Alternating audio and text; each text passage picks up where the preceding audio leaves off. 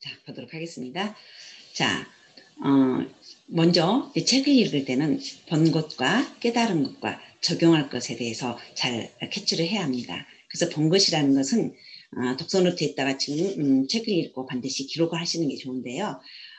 이 오늘 정해진 페이지에서 가장 마음에 와닿는 문장 또는 원래는 작가의 의도를 알아보고 적는 건데요. 그게 좀 어려우신 분들은 내가 책을 읽으면서 가장 와닿는 문장을 적으시면 되겠습니다. 그리고 깨달은 것은 내가 이 책을 읽으면서 오늘까지 과제로 내가 정한 과제로 그 정한 페이지에서 내가 깨달은 것이 있을 거예요. 그래서 그 깨달은 것을 적는 것입니다. 그래서 아니면 그런 깨달음의 문장을 적으려는데 잘 생각이 나지 않는다면 저는 이걸 또 보내드리고 싶습니다. 내가 오늘 읽었던 과정 중에서 내가 제일 깨달음을 얻게 된 그런 대체할 문장이 있으시면 그걸 적도록 하시면 되겠습니다. 그 다음에 적용할 것에 대해서는요.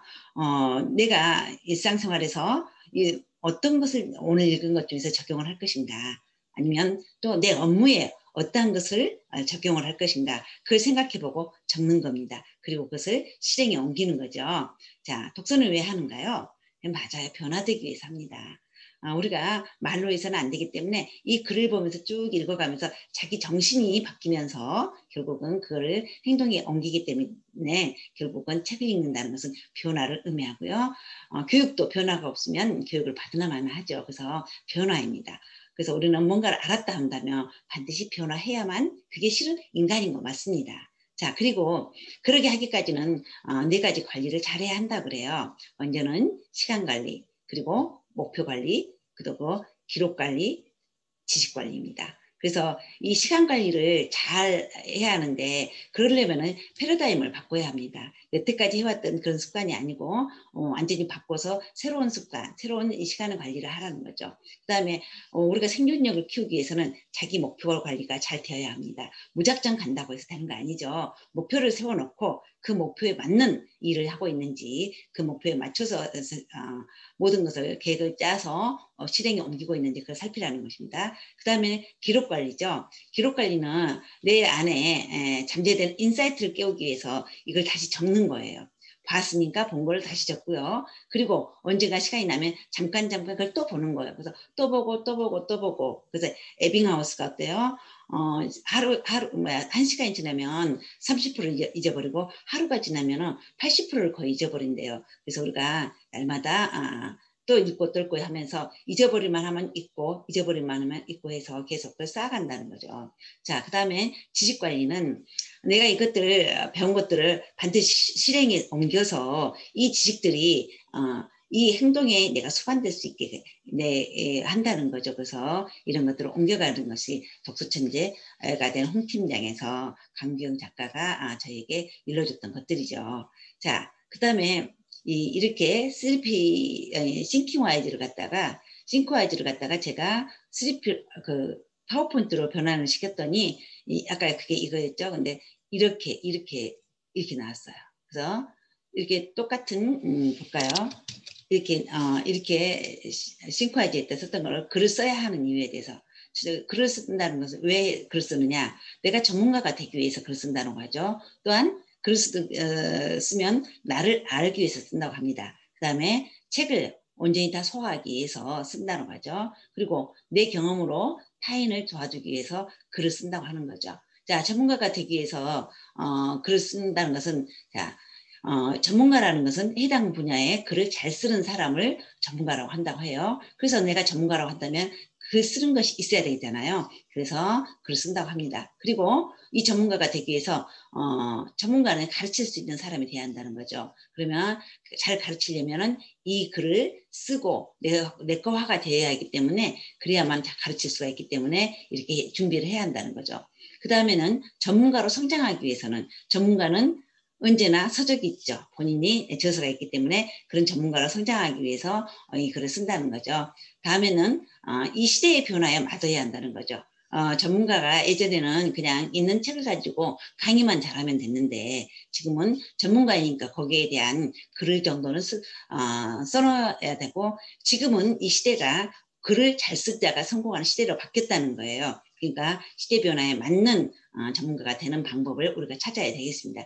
옛날에 나는 누구니까 이게 통하지 않는다는 거죠. 그래서 지금 젊은 사람들이 정말 어르신들에 비해서 별반 그렇게까지 더 노력했다고 또 할 수는 없지만 이 시대가 바뀌니까 그런 것들을 이용해서 많은 것들을 강의를 하고 심지어는 라이센스가 없이도 그렇게 한 달에 억 단위를 벌기도 하고 이렇게 가고 있잖아요. 그런데 그게 더 놀라운 것은 지식 노마드, 지식을 팔고 있다는 겁니다. 정말 놀라운 세상이죠. 자, 그 다음에 이 글을 써야 하는 이유에서 나를 알기 위해서 글을 써야 한다고 그랬는데 그는 몽테뉴의 수상록 성문에 몽테뉴가 이렇게 말했다 하죠. 내가 묘사하는 것은 나 자신이다.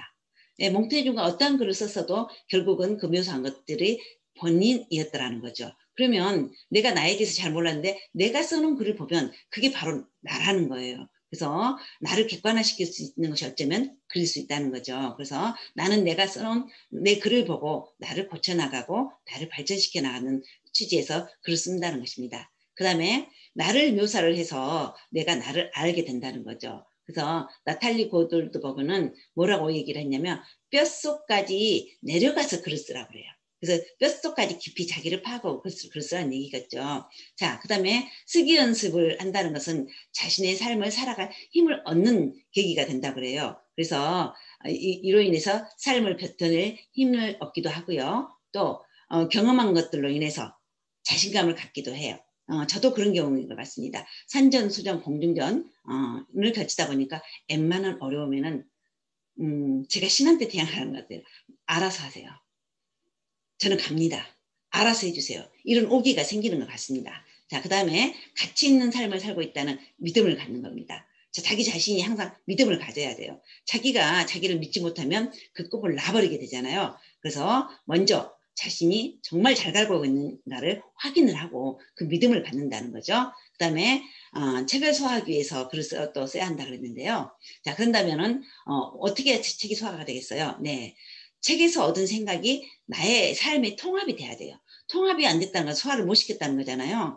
씹어 먹는 정도가 돼야 돼요. 씹어 먹었다는 것은 안 것을 행함에 옮기는 것이 씹어 먹는 겁니다. 그리고 또 이 글을 쓰다 보면은 흩어져 있는 것들을 모을 수가 있다는 거죠. 그래서 생각이 모아진다라고 합니다. 그리고 누군가한테 이 책을 썼다는 것은 누군가한테 전해주고픈 이야기가 있다는 거예요. 그래서 누군가는 이 책을 읽고 또 나와 같은 길을 걷고 더 잘 되기도 하고 그런다는 거죠. 그 다음에 이 책을 소화하기 위해서 우리가 반드시 해야 할 것은 먼저 책을 읽고 그 다음에 독서 노트를 쓰고 이 독서 노트가 써진 걸로 인해서 또 다른 글을 쓸 수가 있다는 거죠. 그래서 독서 노트는 그만큼 중요하다는 겁니다. 그리고 자, 마지막으로 또 글을 써야 하는 이유가 내 경험으로 타인을 도와주기 위해서라고 했어요. 조금 전에도 언급했다시피 자, 슈테판 츠바이크가 전기 작가인데요.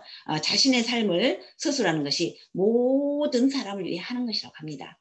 그래서 자신의 삶을 서술하는 것이 모든 사람을 위해서 하는 것이라고 하니까 내 거를 나를 감추지 말고 나에 대해서 진솔하게 써냈을 때 누군가는 나와 같은 환경이었기 때문에 이걸 보고 살아나온다는 겁니다. 그래서 내가 그렇게 산 것 같지만 남을 위해서 살았다라고 말을 합니다. 그래서 글 프로에서 말을 하자면 누군가 그 글을 읽고 도움을 받는 사람이 있으니까 그런다는 거죠. 그 다음에 자신을 위해서 써도 또한 도움을 받는다는 거죠. 그래서 자신이 변화가 되기도 하고 객관화되어 있으니까 그리고 또 금전적으로 도움을 받을 수도 있다는 거죠. 이걸 쓰면 당장 책에서는 별반 도움이 없다 하더라도 일단 강사로서 인정을 받기 때문에 강사 수입률이 올라가기도 하고요. 강의가 더 많아지기도 하겠죠. 그리고 메모 습관의 힘이라는 것은 이 메모 습관의 힘을 이 작가도 썼는데 3,000개 이상의 리뷰가 달렸다 그래요. 그래서 그 힘이 자기한테도 그대로 전해졌겠죠. 그래서 이걸로 인해서 자기는 이 글이 별로라고 생각했는데 벌써 3,000개 이상의 리뷰가 달렸을 때 힘을 얻었다는 거죠. 그래서 더 앞으로 나갈 수가 있었겠죠. 자, 그 다음에 그렇게 3,000개의 리뷰를 썼을 때 물론 좋은 것도 썼고 안 좋은 것도 썼겠지만 안 좋은 거 쓴 것도 그 사람에 대한 기대가치가 커서 그거에 대해서 안 좋다는 거지 무조건 폄하해서 안 좋다는 건 아니잖아요. 자기는 아주 높게 생각했는데 그것보다 조금 못 미쳤다 이런 얘기겠죠. 그만큼 그 작가를 높게 생각했다는 거예요. 그 다음에 이기적이면서도 이타적인 행위가 되는 게 글을 쓰는 거라고요. 이기적이라는 것은 나를 위해서 썼다는 거죠. 맞아요. 누가 남을 위해서 쓰진 않잖아요. 나를 위해서 썼는데 결국은 그 글을 보고 누군가가 삶을 다시 살기도 하고 인생을 다시 살아내기도 하니까 결국은 다른 사람을 살리는 일들이 되기도 한다는 것입니다. 그래서 이런 뜻으로 이 작가는 반드시 글을 써야 한다고 했습니다. 그래서 이게 신정철 작가가 했던 거죠. 그래서 신정철 작가가 썼던 메모 독서법에 이게 나와서 제가 정리를 해보았습니다. 여러분 오늘은 글을 써야 하는 이유에 대해서 제가 말씀을 드렸고요. 다음 기회에 한번 또 만나 뵙도록 하겠습니다. 감사합니다.